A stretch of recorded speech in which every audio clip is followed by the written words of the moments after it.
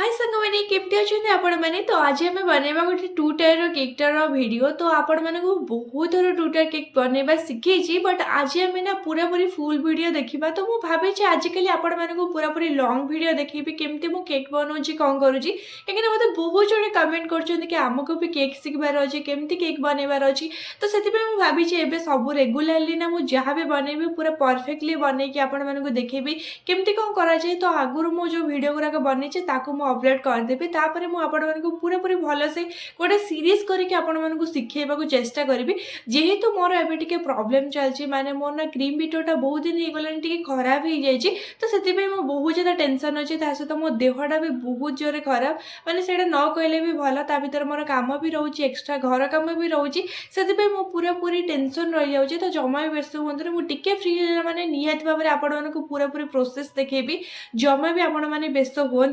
तो आज ना आम गोटे टू टायर केकटा बनवा जोटा कि गोटे 1.5 kg तापुणी पाइनएप्पल फ्लेवर आमको बनवार था कस्टमर ना कही कि परफेक्टली 1.5 kg केकटा दरकार कहीं बजेट ही से तो मुझे कहली कि ठीक अच्छे मुझे जल्दी जल्दी जाके बनईदेली जेहेतु आमको टू टायर केक बनवार अच्छे तापुणी 1.5 kg तो तल वाला लेयरटा को आमको नबार अच्छे 1 kg पाइका माने 400 ग्राम आपण मैंने प्रीमिक्स नहीं पारे मुझे बहुत टाइम प्रीमिक्स ही यूज करे आपण मैंने अलरेडी ना स्पंज केमती बनाचे देखी आपण मैंने जाके निहत भाव में देखु आपण मानक से निहत भाव में बेनिफिट भी दब आग को भी आपण मानर भी भिड आनी आपण मैंने जमा भी टेंशन हूँ तो आमको 400 ग्राम प्रीमिक्स नबार अच्छी सहित 200 ग्राम आपण वाटर नबार अच्छी 18 ग्राम पाखापाखि आपण मानक से दबार अच्छी ऑयल तो बहुत भल से मिसई देवे 8 इंच वाला गोटे केक टी बेक करनी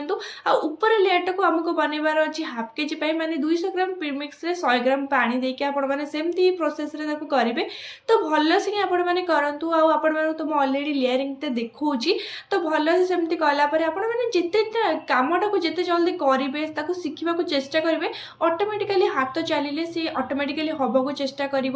आपण मैंने धीरे धीरे धीरे धीरे प्रोसेसिंग भी शिखे मु जमा भी माने के पूरा परफेक्टली शिखी जानी मुझे धीरे धीरे कम करके शिखी आपण मैंने भी चाहिए सेमती करेंगे जेहेतु हमको पाइनएप्पल फ्लेवर बनवा तो कस्टमर को ना येलो कलर ही पूरा पूरी केकटा दरकार था तो पूरा पूरी येलो कलर बनई देती और केकटा बहुत ज़्यादा सुंदर भी लगुला एक्चुअली रात 12टार ही कटिक हबार था तो सी मोटर 11:30 पाखापाखि केकटा को लेकिन जाइए और केकटा तो समस्त को बहुत ज़्यादा भल भी लगी आपण मैंने भी चेष्टा करूँ निहत भाव में दिने दिने आपण मैंने भी बहुत भल केक बन पारे मुझे केवे भी कहबी कि मुझे सब परफेक्ट केक बनाए बट मुझे शिखी आपण मानक शिखाई निहत भाव में चेष्टा करी आपण मानक बहुत थर मुझे कि आपण मानक गनाश केमती बना जाए कौन कराए सेटार भी मुझे वीडियो अलरेडी पकई सारी आपण मैंने जाकि भी देखिपारे आ चॉकलेट फ्लेवर केक री केमती कौन रेसिपी कौन कराए सेटा भी निहत भाव में नहीं आसबि तो हुए तो यहाँ को ना बहुत दिन पुराना ये भिडियोटा था कहीं जीक भी भिड मो पाखे अच्छी सब जाक पुराना ही अच्छी मुझे जमा भी भिड बन पारे मैं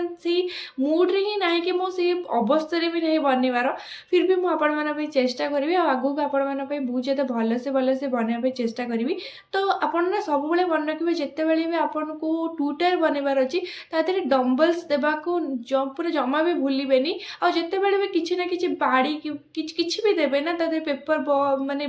बाड़ी किसी भी देवे तो कस्टमर को से कथा कहीदेवे कि आमको ये जिनसटा देचु कहीं बहुत जन कौन करती ना मुह को केक रे माड़ी दिखती तो बहुत टाइम सेमती हो जाए कि कस्टमर को किसी भी लगी पारे कौन भी हो पारे तो आम कस्टमर को कहीदेवाटा से बेटर मुझे भावे आ मु जहाँ भी माने एडिबल जिनस